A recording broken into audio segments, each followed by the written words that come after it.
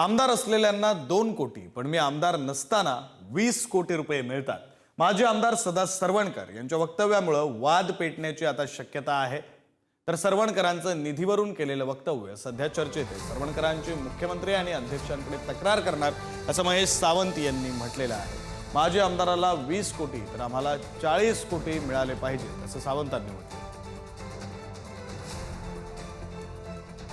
आपल्या माहितीसाठी सांगतो मी पराभूत जरी असलो तरी सुद्धा आपलं जे नेतृत्व आहे फडणवीस साहेब शिंदे साहेब असलेल्या आमदाराला 2 कोटी मिळाले तर मला नसताना सुद्धा 20 कोटी मिळतात. माजी आमदार सदा सरवणकर यांचं एक वक्तव्य सध्या व्हायरल होते. लोकांसोबत बोलताना त्यांनी असं सांगितलं की मुख्यमंत्री आणि उपमुख्यमंत्री शिंदे यांचं सक्षम आता मी आम्हाला आहे, त्याचबरोबर आमदाराला 2 कोटी मिळतं आणि मला 20 कोटी मिळतो. तर या संदर्भात आपण बोलण्यासाठी स्वतः माहीमचे आमदार महेश सावंत आपल्यासोबत. सर, काय सांगाल? एक वक्तव्य त्यांचं व्हायरल होतंय, आमदाराला 2 कोटी मिळते, मला तर 20 कोटी मिळत आहेत. कसं सध्या त्यांच्यावरती नैराश्याचं वातावरण निघते. फक्त शिंदे गटात गेलेल्या नगरसेवकांना 2-2, 3-3, 5-5 कोटीचा निधी येतोय आणि बाकीचे नगरसेवक सुद्धा निवडून आलेले त्यांना निधी मिळत नाही. ही शोकांतिका या मुंबईची आणि महाराष्ट्राची.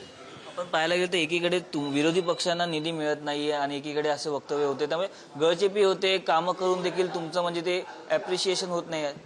गळचेपी तर खूप होते, परंतु आम्ही सुद्धा आमच्या पद्धतीने जेवढा होईल तेवढा आम्ही विकास कामं करण्याचा प्रयत्न करत असतो. लोकांना कुठल्या ना कुठल्या माध्यम, पण शेवटी काय सत्ता यांची असल्यामुळे निधी आम्हाला पुरेसा मिळत नाही. खंत पहिल्या दिवसापासून होती. आता ह्या संदर्भात जर यांनी वक्तव्य केले आहे त्या संदर्भात आम्ही वरिष्ठ नेत्यांशी बोलून विधानसभा अध्यक्ष, सीएम, डेप्युटी सीएम यांच्याशी चर्चा करू. बाबा माजी आमदारांना एवढं येतं तर आम्ही काय पाप केलंय?